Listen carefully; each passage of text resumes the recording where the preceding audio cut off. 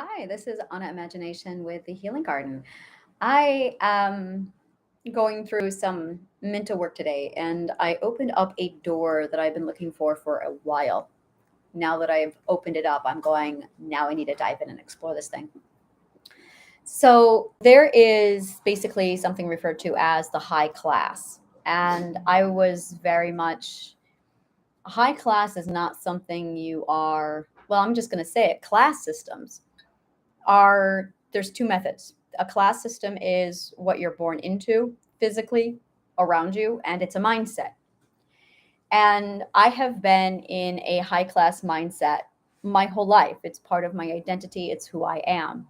It's to the point where it speaks so much, and that's what I'm talking about for this particular video, is what exactly the high class mindset is, because it is related absolutely to money, to what kind of spending you do, what kind of living you do. And it's really the kind of living, it's the living style. And for me, it was, I can feel the the shame that I was punished with my whole life. Yeah, this is going to be like a whole little, let's look at the psychology of high class. So, I was first attracted to high class living when I was 2 years old, when I came to New York City. And it has been an accumulation of me being drawn toward fine dining restaurants and just high quality items. If I'm going to put food into my mouth, it had better be the best food that I can possibly find. I value quality. Low class values quantity. And that's really it. That's it right there. I think that's the most defining way, is a low class person will think of it as the more the better. And it doesn't matter the kind of quality so long as you have the most. And a high class mindset is the quality is superior, and you probably have lesser things because you value the higher quality. You value a higher quality of life. You value a higher quality of possessions. You value a higher quality of people in your life. And when you go through a healing journey, one of the things you are doing is upgrading your quality. One of the things you are doing is raising your standards. High class living is standard living, and a low class lifestyle is low standard living. Really, that's it. It's high standards. And you can't have high standards and expect to pay bottom dollar. It doesn't work that way. It's not supposed to work that way. There is a higher price tag for higher quality of items for a reason. And there is a, I'm going to call it scab mentality. My my brother, one of my brothers, is a construction worker, and they run union jobs. As soon as you become a union worker, there is something among the union workers that I refer to, that not I refer to, he taught me about this, that they refer to as basically almost a loyalist traitor attitude, called scabs. A scab is somebody who works a 9 to 5 job. Once you work union, you are in for life, or you are branded a scab. This is very much a perspective stage 2 mentality, that tribal mentality. And it's this concept that once you cross over into that mentality, that is where you are locked in for life. And what they're really doing is nurturing and hoarding a community mindset. The concept that more people makes them stronger. That's where tribal mentality comes from. The more people, the safer you are. This is where, so they collect people like possessions. And to make sure that they collect people and keep them as possessions, they do things to ensure that you don't grow and change. You are conditioned to stay poor. You are conditioned to stay ungrowing in the same tribal mindset. You are conditioned and shamed if you desire something that's outside of the class system. And it becomes a, if you are not like us, then you're against us. Really is driven home the attitude. That is tribal mentality.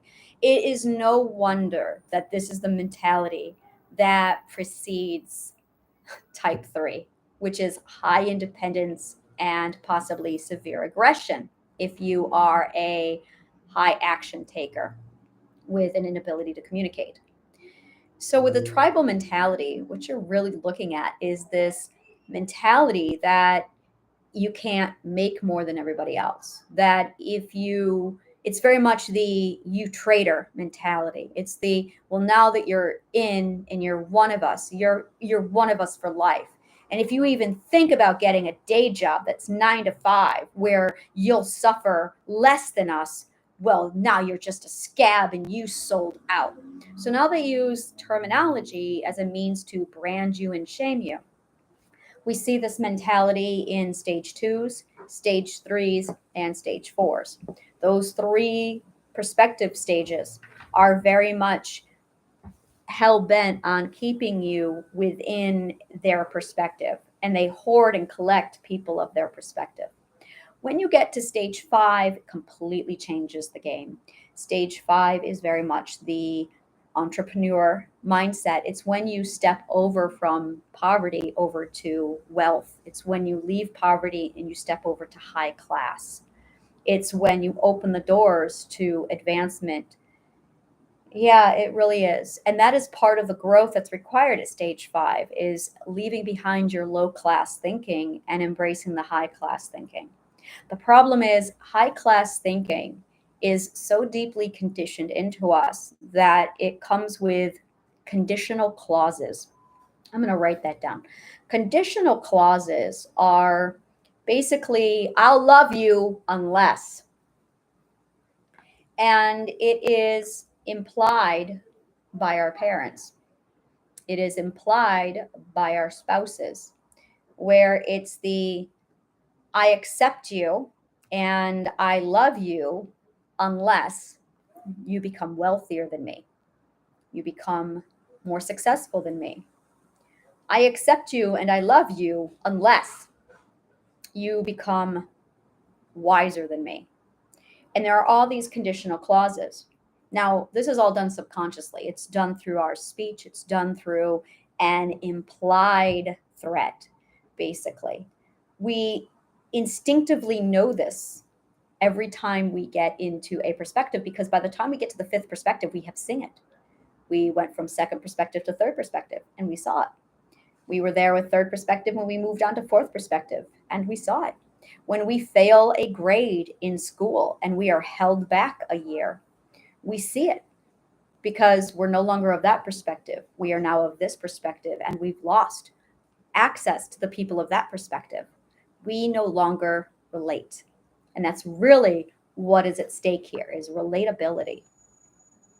So when you are in a position where you are of a class system and you're moving up in ranks, one of the things that you have to accept is that you're no longer low class. Now you are high class. So when you cross over into high class lifestyle, it's not about rich. It's really not about the wealth. It's not about the money. I have been high class all my life. And I remember this one time I took the bus back and forth. And I was on the bus going to work one day. And this man sat next to me. It was a very quiet morning. And this man just sat next to me and screamed very loudly about how rich he thought I was. And he spent the entire 40-minute bus ride talking very loudly about my wealth and my value and how he thought I was wealthy. I said nothing to him because I don't acknowledge people like that because I'm classy. I said nothing. And I thought the entire trip, if I were wealthy, would I be riding a bus? But I didn't want to draw any more attention to myself or to him than he was already addressing. And it just stuck with me that why would he see this about me? What is it? And it bothered me for years because it wasn't the first time people had called me out on it. And today I realize that the reason what it is that I'm really contending with is this high class elegance, this high class mindset that I've always had. And when I was a child and I discovered paintings and artwork and theater, when I discovered classical music and opera and ballet, when I discovered New York City and theater and Broadway and musical stages, and my father, who doesn't value any of that because he is of the low class, working class, he loved driving by the wealthiest place in town and then slandering those people, calling them snobs, stuck up. My father loved abusing rich people. And it put this thing in my head of, oh, he hated on them. He hated on them so much. It's very much a mentality. It's very much a mentality of, well, I can't win, so why does anyone else get to win? And it's resentment that builds up because you have to be a slave to the system. Why doesn't everyone? Why it's not fair? And that's really the mentality that you're focused on, that anybody is focused on when they are looking into snobbery or hating on the wealthy or hating on somebody who has more money than them. And I see it so much. It's very, very common. It's so funny because funny, ironic to me because I see a lot of adults. Adults are, it's like the older the adult gets, the more spiteful, bitter, and resentful they get. And I want to talk about that. That's really it. Adults get really bitter and resentful the older they get about this topic because they see people living authentically and being wealthy. And the feeling is, why can't I have that? Why did I have to waste my life slaving away to get to from paycheck to paycheck when that person gets to be wealthy? Why are they so special?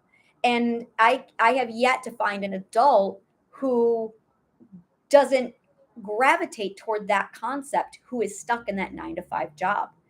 And it's such a part of our culture to encompass this massive resentment.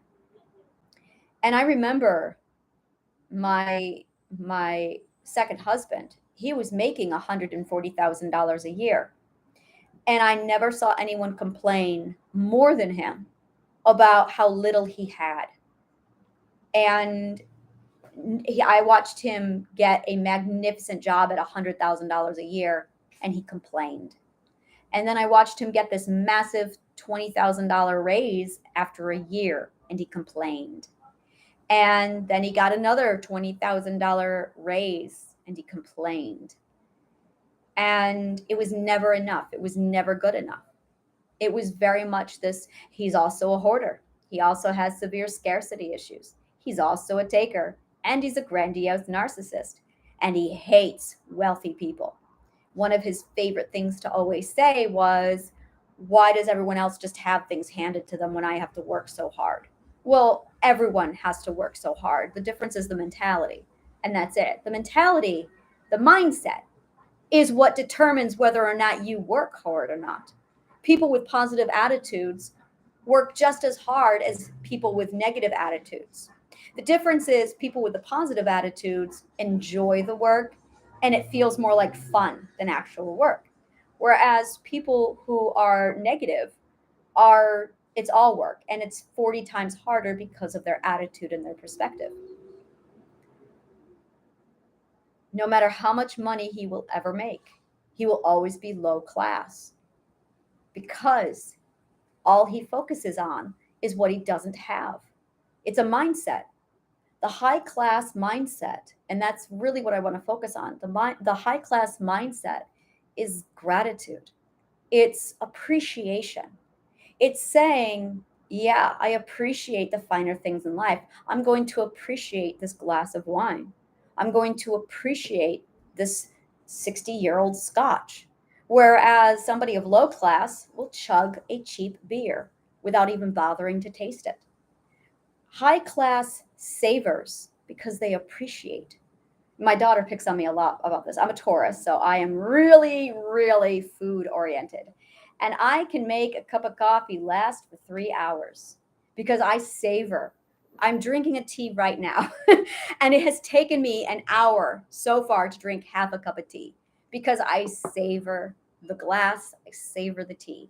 It's just the way I am. It's appreciation. That's what siesta is about. It's really, all right, I worked, I did all of this morning. Now I'm going to sit back and I'm going to reward myself and I'm going to appreciate and I'm going to balance out life with savoring. And that is the key to life. That is it right there. And every time we reach for this, our society, our parents, our friends immediately shame us and hit us down and tell us, no, you can't go that direction because they want relatability. They are prioritizing their relatability and failure over your success. And that's the problem. And you can either let that get to you or you can say, fuck off and prioritize your own success over them being able to relate to you. Because that's really, really what it comes down to. That is it. You have a choice. You can either be relatable or you can be successful. And this becomes this massive versus. Our whole system revolves around a versus mindset. And because of this versus mindset, there's this attitude of there's going to be a winner and there's going to be a loser. And if I have to be the loser, and I know I'm going to be the loser, I want to make sure everybody loses because I have to lose. So they bring people down.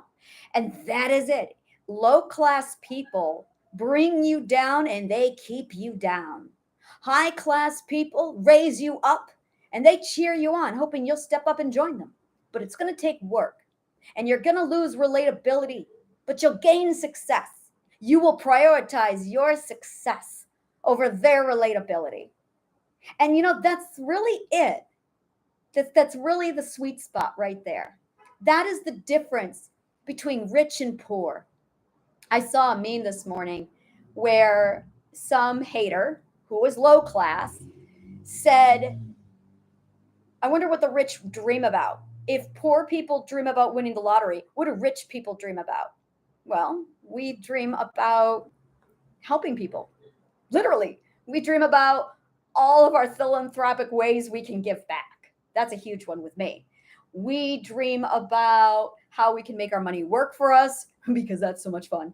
And we dream about things like where I'm going to go vacation in the next 5 years. Where am I going to go vacation this summer? Where am I going to go in the fall? And where I'm going to eat? What food am I going to try? What countries do I want to sample?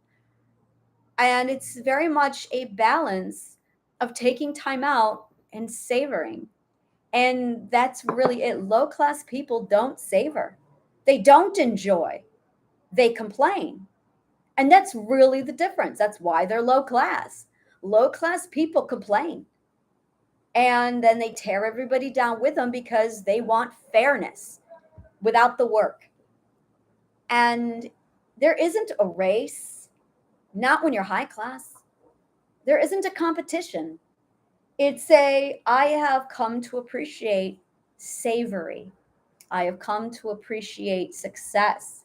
And I value my success above my relatability. Absolutely. I have spent 40 years of my life living in horrific abuse. So I have this attitude of, you know what? If I do nothing but sit back and relax for the next 40 years, I have earned it. I have paid my dues. And that's my mentality. That is 100% my mindset because I'm high class. Because my mindset is I have paid my warden. I'm done. I am going to savor and enjoy every day. And the universe is going to take care of me because I cashed in. That is it really. Is I gave and I gave and I gave for 40 years. I gave to animals. I don't want to talk about that. I gave a lot to ensure the comfort and love and survival of others. I gave until I was drained and beaten, and I gave some more. And now I have this massive bank account that's been built up for 43 years. And now I'm turning to the universe and saying, all right, I'm cashing in. My karma bank is maxed the fuck out. I'm cashing in. I spent the first 43 years of my life giving. Now I'm not taking, I'm giving right back. I will always give. It's who I am. But I'm not going to be low class anymore. Now I'm going to appreciate and I'm going to savor. I'm going to break the generational wealth gap. And I'm going to absolutely flip my hand off and say, fuck you to poverty and abandon that mindset because I will be slave to no one, including their mindset. And that's really, really what it comes down to. When you step into the life of high class, and here's the question, because this I don't know about. I don't know if it's something that you can learn or if it's something that everybody suppresses. For me, I was born this way and I had to suppress it. And now I'm releasing it. So yes, this is my coming out party. I'm expanding and opening myself and I'm saying, no, this is who I am. This is absolutely who I am. I have an elegance to me. I absolutely have a high classness to me. And I'm finally claiming it. And I'm claiming this part of my authenticity. And part of that is very much the wealth and the appreciation for the wealth. And I feel great about it. I absolutely feel fantastic about it. And when so I don't know if other people are born with this high classness. I imagine it's both. I imagine there's variations. I imagine there's people who are born like me into it and then they have to suppress it. And I imagine there are people who find a way to rise out of it and they switch classes. So for me, it's not switching classes. It's finally claiming what's mine. It's back to the authenticity again. We're back to that theme again. And it's this appreciation that I can finally fully express who I am without having to worry about what other people think of me. And, it's funny because, yeah, I can definitely see it where there's a difference between frugality and scarcity. There's a difference between spending stupidly, spending unwisely, and putting the money to work. So just because you're wealthy doesn't mean you're not spending money. Being wealthy means you are responsible still with your money more so than ever. And that's low class thinking. A low class person will gorge their money. They're not savoring. They're not savoring. Whereas a high class person will absolutely savor the money. A low class person will binge the money and be poor again. That's why they're poor. A high class person will save the money, invest it, play with it, invest it some more, take the risk, play with it, and span it out so it's in multiple different resources. I can feel the shift in my mindset happening. Like it feels like I've found another part of my identity that was in a prison. And as I'm talking, I can feel the prison bars opening up and just dropping down. And I can feel this part of me just step back and go, oh, this is me. And I love going to resorts. I love camping. I love camping. And I love going to resorts. And I love going to museums. And I love going to Central Park. And it's really an all-encompassing authenticity of recognizing quality, recognizing when something is worth spending, recognizing when something is worth the quality. I remember I went to this one restaurant in New York City. I spent $200 per person. So it was my partner and I spent $400. It was my divorce anniversary, my first year divorce anniversary, and I was celebrating. And so I went out to dinner with him. I spent $400 on dinner for the two of us. I don't think I will ever do it again. Probably once a year. I think once a year I would go to a 4-star restaurant again. I loved a lot about that. I love the beauty of it. I would probably do that once a year, like on my birthday. That's my idea of a birthday gift for me would be going out and spending $400 on a dinner. Or I would go to Paris for dinner. I could see me doing that, just flying to Paris for dinner. I would do that. I am the person who once drove to New York City for a hot dog. I absolutely love that about me. I wanted a hot dog. I drove 3 hours, bought a hot dog, drove back. That was back when I was eating meat. And yeah, I drove 3 hours for New York City food. I would do it again. Well, I don't have to now because I'm here. But that's okay. I did take the train, which was an hour and 30 minutes north, just so I could go to Inwood, just so I could get myself a roadie roll. They really need to have a roadie roll here in Brooklyn. But that's savoring. That is savoring. That is absolutely it's this meme that I read of this person said it's not fair that I cook for 3 hours and I eat in 10 minutes. And my Taurus in me went, oh my God, you ate in 10 minutes? Who does that? I need a group of Taurus people. I need a group of just Taurus so I can have people who relate to me. I really need this. I'm going to do this. Like just all of my fellow Taurus. I need people who enjoy food and comfort. I met this one man. Oh, I love him to pieces. I love him so much. We went on this grand adventure in Central Park. And then we went and we got food, and he kept asking me like, what kind of food do you like? And I was like, hot chocolate. Oh, I love hot chocolate. I said, I have the best, and I do. I have the best hot chocolate gourmet recipe, and I do. I made it. I make my own recipes. And I was like, I'll explain it. So my recipe is like chocolate cocoa powder with cinnamon and nutmeg and cardamom. And then I boil it I don't boil it, but I bring it up to temperature over this gorgeous heat. And then I add cream into it. Oh my God. It is so good. It is my gourmet hot chocolate recipe. And we started talking about the warmth of hot chocolate and drinking something like that in front of the fire and being all cozy. And I'm like, yes. And I went, wait a minute. Are you a Taurus? And he went, yes, I'm a Taurus. And I'm like, oh my God, it so sounds like it. And that's very much Taurus mentality. It's I love my comforts. I love my savoring. So the idea of eating in 10 minutes is just like, who does that? I don't understand. And my daughter's a Virgo. She doesn't get that. I'll sit there and like, I'm still drinking my tea. And she'll see me and she'll be like, I'll go to a restaurant and I'll announce, I'm ordering coffee and dessert. We're going to be here an extra 2 hours, and you're not going to nag me. You can go home, but I am staying here, and I am enjoying my dessert and my coffee for an additional 2 hours. And it is a massive face-off that I have with my daughter because she's like, oh my God, 2 hours to drink a cup of coffee? Yes, because I savor. And especially in New York City. Why wouldn't you savor this coffee? Oh my God. And you spend $10 on a cup of coffee, you savor it. So that's it. And this is the part of me that it's not understood. People like my father look at it and they call me a snob, and they just don't understand.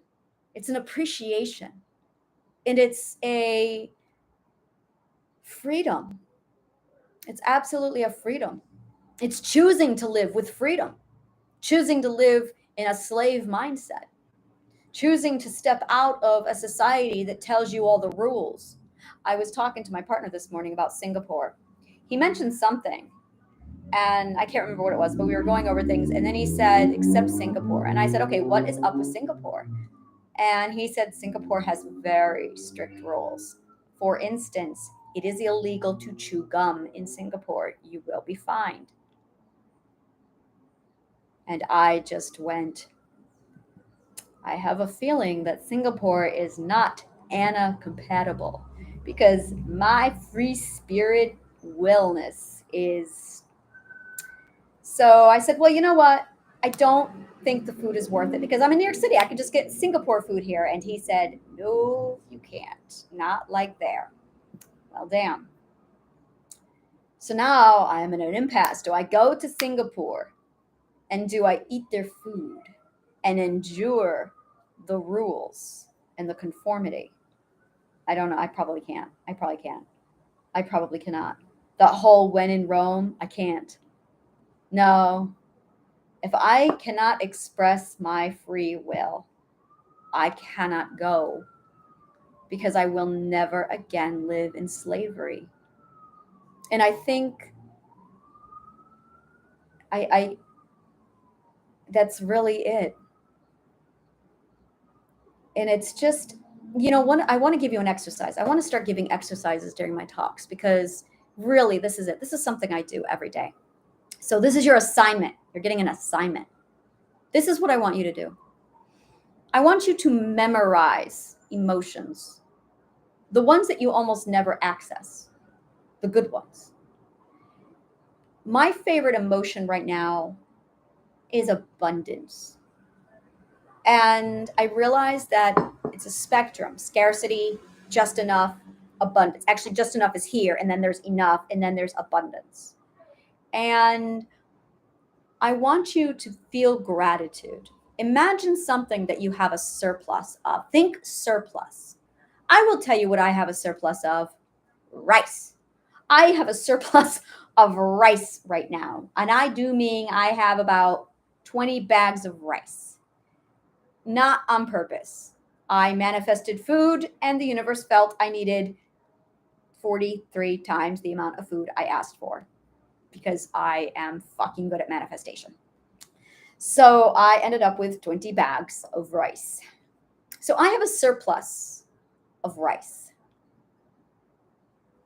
Now I think about that rice and it gives me an emotion. I don't have guilt. I know that rice is going to get eaten. Absolutely. That rice is going to get used. I do not have to worry about rice. I do not have to worry about food. I have an abundance of food right now. I don't have guilt for having that abundance. I don't have shame. I have security. That's what I have. I have security. I have food freedom. I can sit back, and every time I go to eat something, I don't have to worry about whether or not there's going to be food. I have security. So I can just sit back and go, yep, I've got food. What kind of food do I want to make today? And I got all of these choices because I have abundance. So when you have an abundance of money, that's the same feeling that you get, the exact same feeling. It is just security, no shame, no guilt, no relatability, just security. And you can relax because you know you have a surplus. You have so much of a surplus that you know in the next war you're going to be eating that stuff. That's how much surplus you have. So think on that. Think about something that you have a surplus of and really take that in and focus on it and learn, memorize it. I mean, sit back, smoke a joint, spend 30 minutes just wallowing. Wallowing is a good word. Wallowing in the feeling. What does it feel like? Because that's the feeling you need to take with you when you manifest. It's the feeling you need to take with you when you change your life. It's the feeling you are trying to get to permanently so that it's not a fleeting moment. It's not a fluke. It's who you really are, and it's there all the time.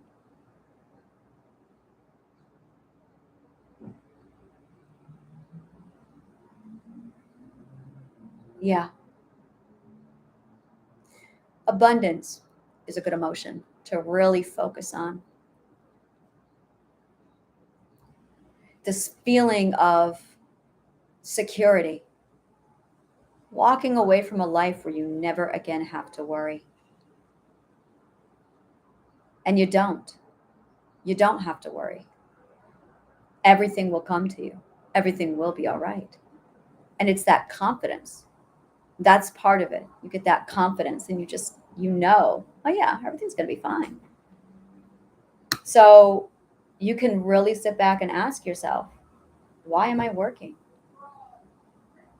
Why am I working? Why am I doing this? And I'm doing it because I really fucking love doing this. I do. I really love helping people. I really love sitting down and genuinely helping people. And I had a really hard time for a while there because I wanted to help everybody. Even those who didn't want my help, I wanted to help them.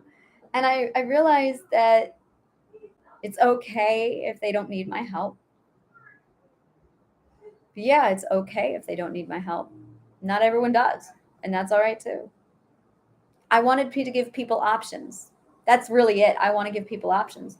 I want to welcome them into my healing garden. And I can say to them, all right, I want to be at the door with every person who follows me. I'm going to be like, welcome. And I immediately onboard them. I want to sit down with them and wash their feet and talk to them and say, so what brings you here? I want to know how you got here. I want to know where you've been. Tell me your journey. I'm going to write that down because that's going to be my next article that I write is tell me your journey. I want to know where you come from. I want to know how you came to be at my door. Tell me your journey. And that's really it. And I want to hear about your journey. I want to hear about how it is you came to be here. And then I'm going to ask the follow-up question. Now tell me what it is you need. How can I help you? These are all my resources. Now you tell me what I can do to help you. What do you need? And I can give you my recommendation. I feel like I'm at a restaurant. So, welcome here. Tell me, what is it that brought you in here tonight? And that's it. What brings you in here tonight? Tell me your journey. Now, what can I do to help you? You're here for a reason. You need something. Do you need family? Do you need camaraderie? Do you just need the respite? Oh, yeah, I needed the respite. I absolutely understand that one. You needed a place where you can just fall in and sob as soon as you walk in the door because you know you're safe. Yeah, I remember those days. I love giving that to people. That's how I help people. I open the door and I say, come on in, drop yourself in, just sob as soon as you walk in. You're safe now. As soon as you walk in my doors, you are safe. It's a full sanctuary. And so it's like, okay, what can I do to help you heal, to get you to the next level? Where are you trying to get to? And then it's, I know shit about the subconscious mind. And it's like, all right, let's sit down and get you started and get you set up. And here's the healing journey plan. We'll either clean up yours or we'll add to it or we'll tweak it. Or maybe you're here and you don't even have one and we'll get it for you. And then, yeah, it is why do you need a healing journey? Like, why do you need a plan? Yeah, that one's still, yeah, I would talk to you about that. I would talk to you about that. I would explain the pros and cons of not having a plan, the pros and cons of having a plan.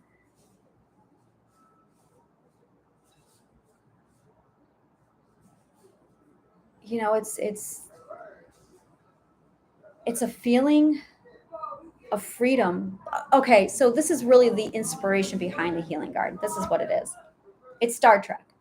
I walk into Star Trek and it was them describing the credit system. And I'll tell you what it was. It was Orville. It was the Orville. It wasn't Star Trek. It was the Orville. Okay, it was totally Star Trek because you know they just ripped off Star Trek, right? So I'm watching the Orville, and one of the main characters sits down and gives this massive, it's like the last episode of the season finale of season 3, and she explains how the whole system works. They bring in a native, somebody from a planet who with a much less evolved culture, and they bring them in, and this woman from this less evolved culture says, I can't go back, I have to be part of this now, I sing it. So they say, all right, we've never done this, but let's bring you in. So they bring her in and they start to educate her on the culture. And she is stage 4 perspective. And they bring her into a stage 9 perspective. And she can't do it. They are trying to skip her from stage 4 over to stage 9 before she's ready. And she can't do it. She goes into arguments, breakdowns. And at the end of the episode, there's this massive realization of, oh, this is why we don't do it. It's because she's at stage 4 and we're trying to get her to stage 9. They don't use those words yet. They don't use those words, but that's pretty much it. And the main character sits this girl down through a history lesson explaining how the culture works, how the new culture works. Like, there's no money. Everything works off of credits. They created the replicator, and when they created the replicator, it eliminated scarcity. So food, jobs, money, anyone can have anything. Scarcity ceased to exist. When scarcity stopped existing, it opened the question, why are we working? Everyone indulged, and they realized that scarcity wasn't the problem. Are you listening? They realized that scarcity was not the problem because everyone had everything they could possibly desire, and they still were unfulfilled. So they looked inward and they started studying their psychology, and they realized the problem was their mindset. So they changed their mindset. They expanded their mindset. And once they realized that the problem was the mindset, that's when they were able to enjoy abundance. That's when they were able to embrace a different lifestyle, the high class lifestyle. And that's when they asked the question, well, if we don't need to work, then why are we working? And some people choose not to work in that society. She explained that those people are frowned down upon and looked down upon. I would have said, congratulations, you know how to enjoy life and flourish. You can enjoy life without working. You can absolutely celebrate life. A job should be about, a job is about identity. A job is about you ethically finding a way to fit into the world. It is a celebration of your ethic. That is what a job is. Your romantic partner is a celebration of yourself, but a job is a celebration of your ethic.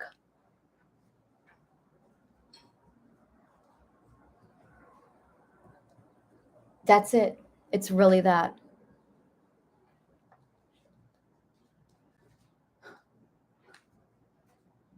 But you don't know that.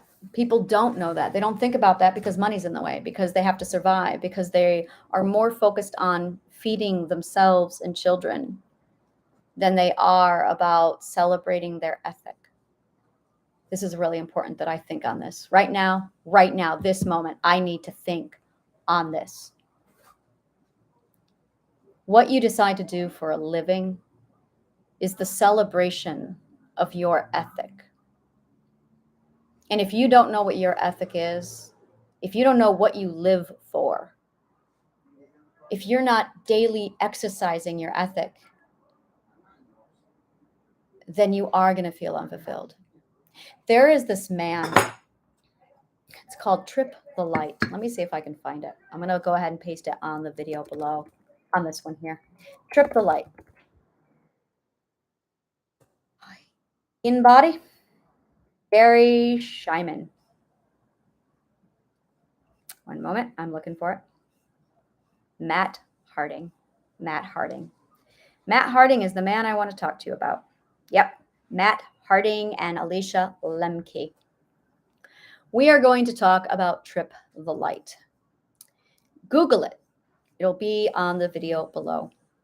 Matt Harding has an interesting job. I love Matt's job. I saw this video a few years ago in 2015, and I cried. Trip the Light. Matt Harding's had a job of traveling the world. I think he was a blogger, and that was his job. He would go to the Great Wall of China and take a photograph, or he would blog from it. And it was boring. So he danced. And then he went to Thailand. And instead of just sitting there waving, he danced. And then he went to Tokyo, San Francisco, New York, Los Angeles, Canada, Alaska, South America, Colombia, the ruins of Machu Picchu, everywhere. And everywhere he went, he danced. People started following him because of his dancing.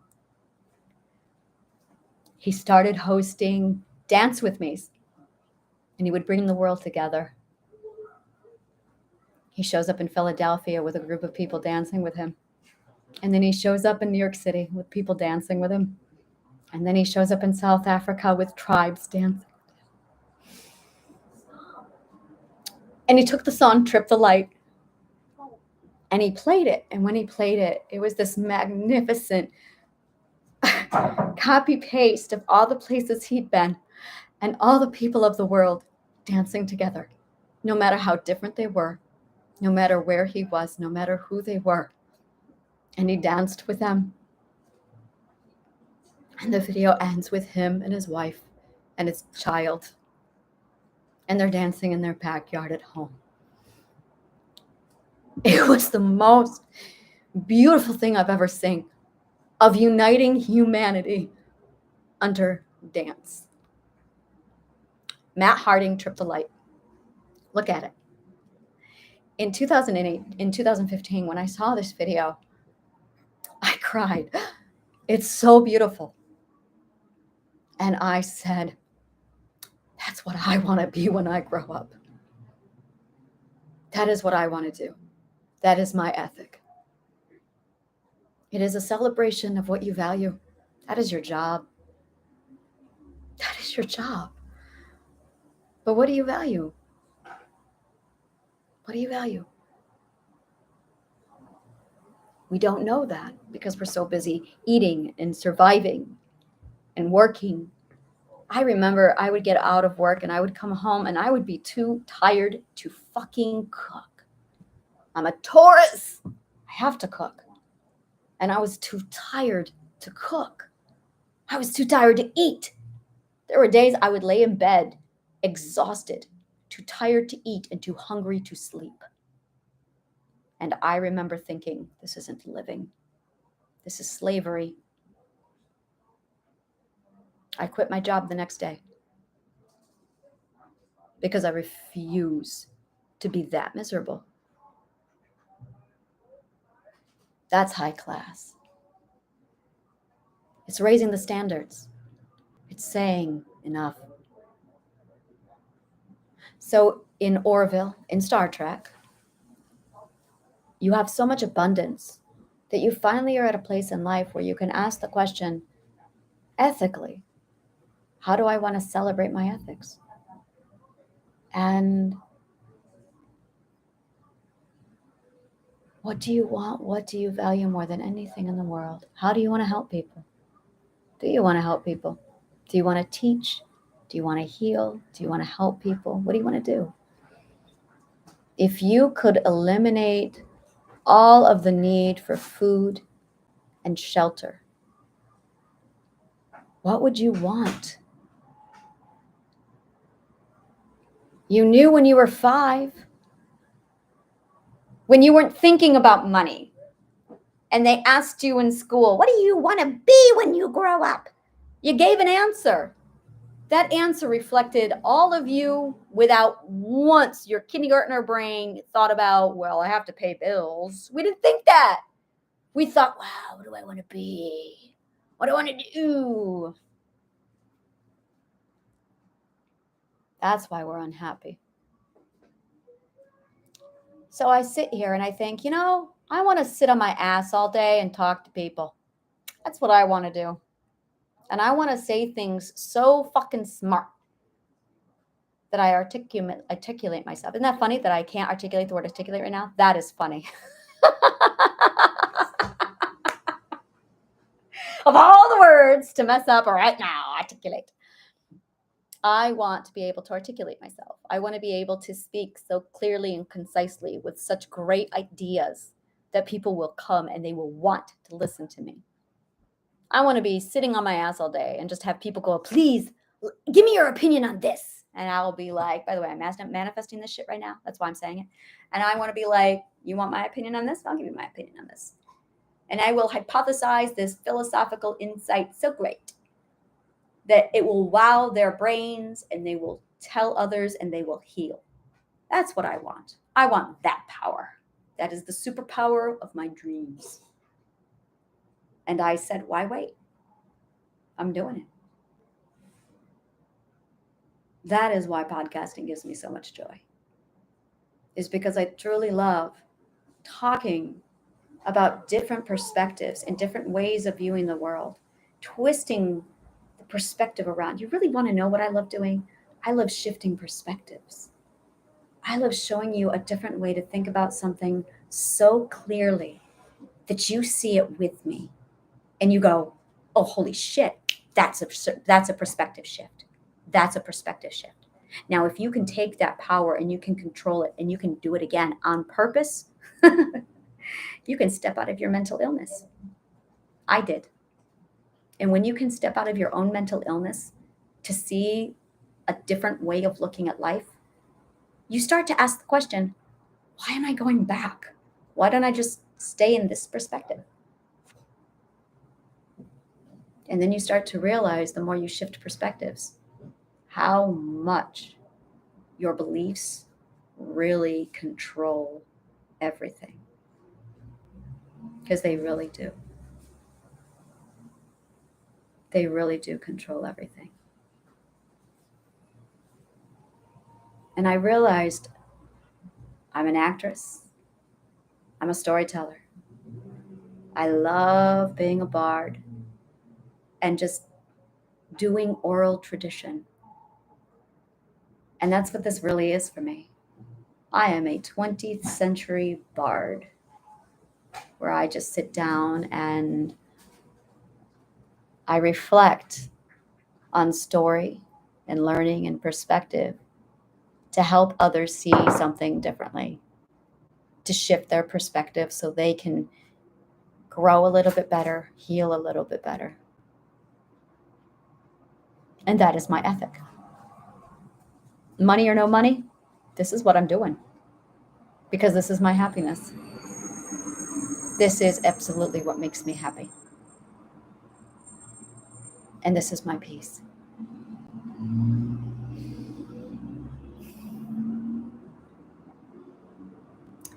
Thank you so much for joining me on Shifting Perspectives. Reach out to me. Let's figure out how I can help you. Take a look at the link below. I love talking to people. This is Anna Imagination with a Healing Garden, and book your call with me down below. Thank you, and may the kindest of words always find you.